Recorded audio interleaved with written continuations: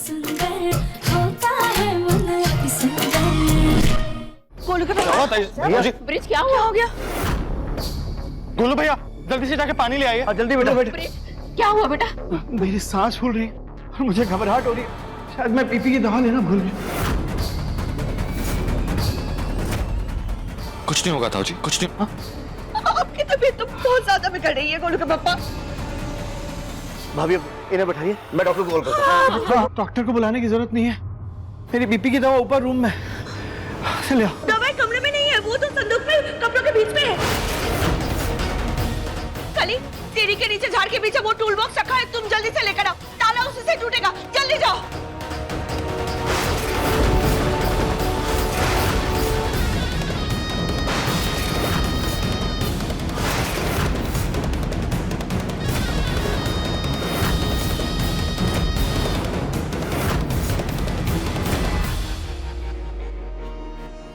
एक मिनट, आपने अभी क्या कहा? वो सारा सामान उस संदूक में ही है, तो इस हिसाब से दवाई भी संदूक के अंदर ही होगी ना? लेकिन टूल बॉक्स को ये सीढ़ी के नीचे झाड़ के पीछे कौन रखता है? वो सुजाता, सारा सामान चोरी हो गया था ना, तो ये एक टूल बॉक्स से बचा हुआ था जो बाहर रखा था, तो मैंने वो उठाकर यहीं पर रख दिया था।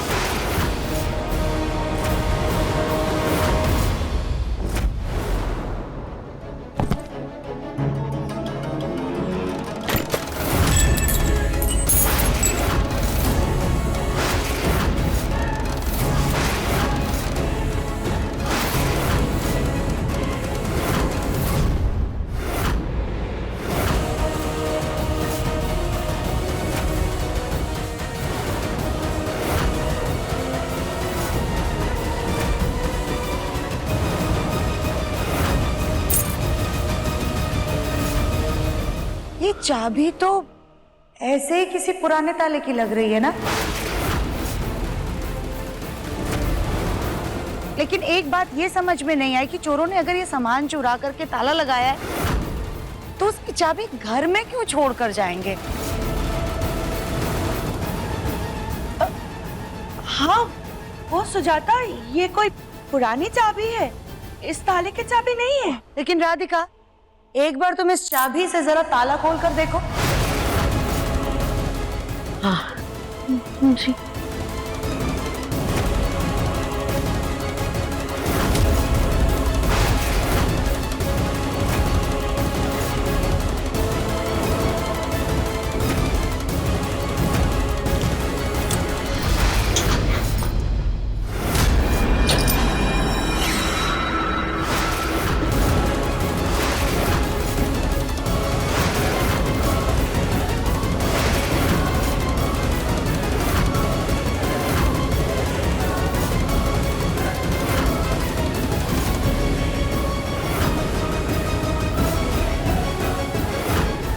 अरे वाह, ये ताला तो इसी चाबी से खुल गया। आपकी किस्मत तो बड़ी तेज है। चोरों ने आपके घर का सामान चुराया और सारा सामान संभाल करके संदूक में रखा और घर के आंगन में ही संदूक को गाड़ करके ताला लगा करके चले गए, और चाबी भी तो घर में ही छोड़ करके गए। क्या बताओ सुजाता, 9 से क्या चोर था, बहुत बेवकूफ चोर था।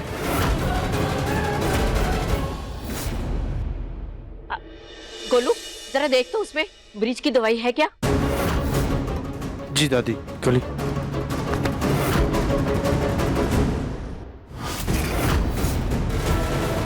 ये लो पैसे।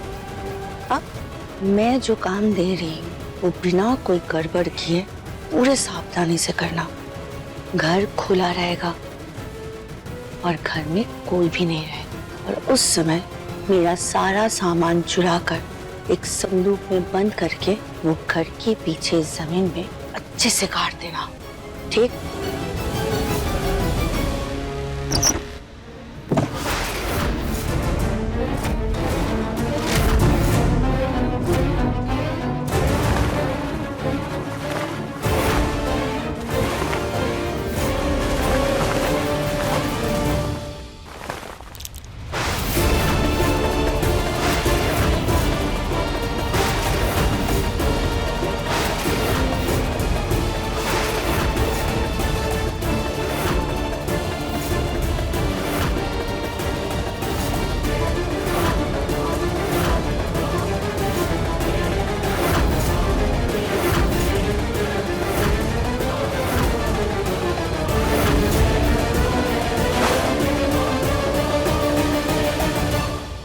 कविता, पहली बात तो चोर दवाइयाँ चुराते नहीं हैं।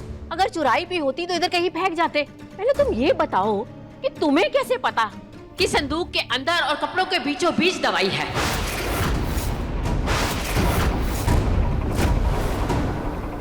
वो मम्मी जी, मैंने तो बस तुक्का मारा था कि चुराया हुआ सामान संदूक में था, तो दवाई भी वहीं पर होगी ना। और वैसे भी मम्मी जी, मैं तो आप लोगों के साथ मंदिर में थी ना। बस कीजिए आप। लोमड़ी जैसी चालाकी करने के बाद ये मगरमच्छ जैसे घड़ियाली आंसू मत बहाइए। अरे आपको तो बहुत अच्छे से जानते हैं हम, आपकी हर हरकत को, यहाँ तक कि आपकी हर एक एक रग रग से वाकिफ हैं हम। ये काम जरूर आपने नहीं किया होगा, लेकिन ये चोरी आपने किसी और से करवाई होगी।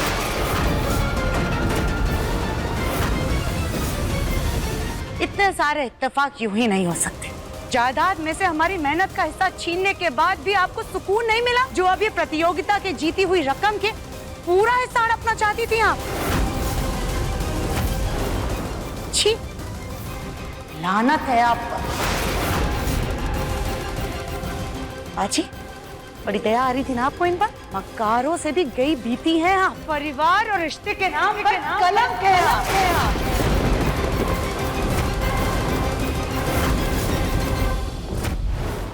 ताई जी, ऐसा कैसे कर सकती हैं आप? इस हद तक कैसे गिर गई? ये सब कुछ आपने किया था, लेकिन आप राधिका पर नाम डाल रही थी इसका।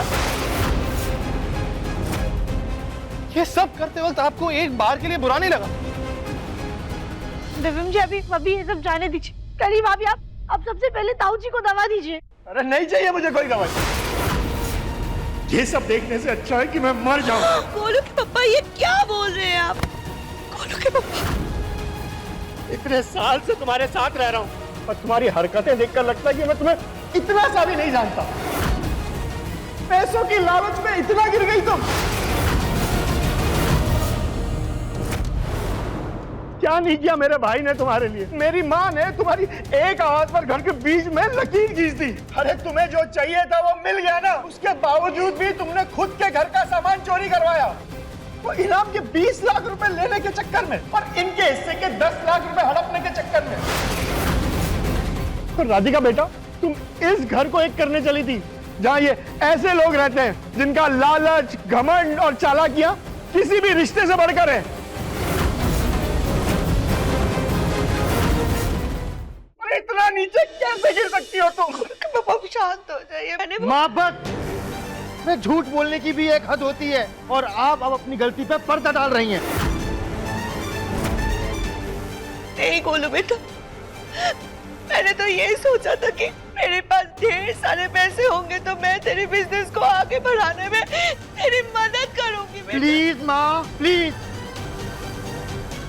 अरे चाची के शब्दों में भी इतना निकम्मा और नाकारा महसूस नहीं करता जितना कि आप महसूस करवाती हैं।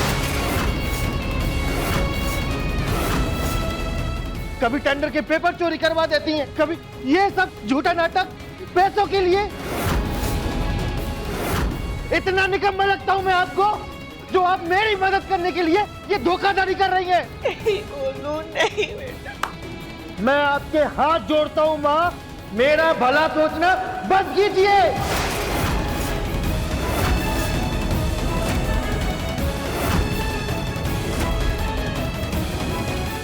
ताई जी, ये रिश्ते रेशम के धागे की कमजोर डोर से जुड़े।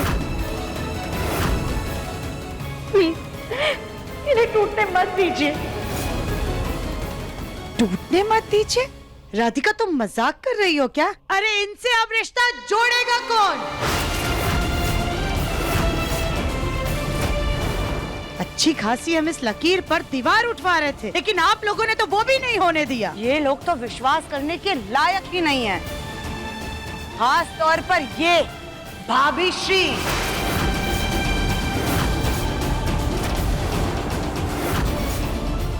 माँ जी, आपको बड़ी दया आ रही थी ना इन पर? हम तब भी आप लोगों से कह रहे थे, लेकिन कोई हमारी बात नहीं मान रहा था। अब क्या हुआ माँ जी, अब क्यों चुप खड़ी हैं आप? अब आप इनसे कुछ कहेंगी नहीं? बोलूंगी, जरूर बोलूंगी। कविता, तुम्हारे साथ नाइंसाफी ना हो इसलिए मैंने घर के बीचों बीच लकीर खिंचवा दी अपनी प्रॉपर्टी में, अपने बिजनेस में से तुम लोगों को आधा हिस्सा दे दिया। वो कहते हैं ना, इंसान के लालच का प्याला कभी नहीं भरता, उसकी कोई सीमा नहीं होती। वैसी हो तुम।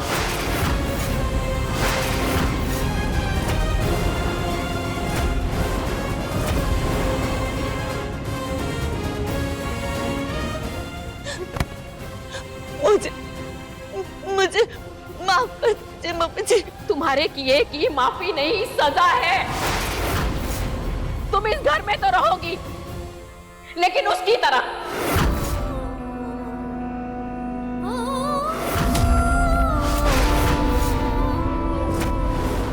घर में तुम्हारी मौजूदगी रहेगी, लेकिन कोई तुमसे बात नहीं करेगा, कोई तुमसे पूछेगा नहीं। वो कुर्सी तो फिर भी किसी काम आती है, लेकिन तुम्हारा होना ना होना एक बराबर होगा। कविता बंसल, इस घर की बड़ी बहू, आज से तुम इस घर में सजावट के सामान की तरह रहोगी। तुम्हारा इस घर में कोई दर्जा नहीं होगा, कोई वजूद नहीं होगा।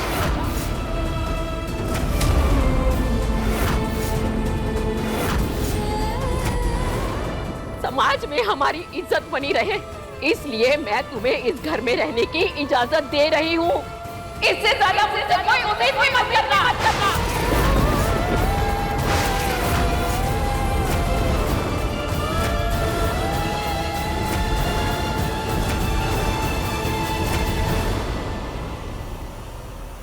हे भोलेना, हमें तो लग रहा था इन उलझे हुए रिश्ते के धागे को हम धीरे धीरे सुलझा लेंगे, पर ये तो और उलझते ही जा रहे। भोलेनाथ, क्या ये घर कभी फिर से एक हो पाएगा? क्या करें?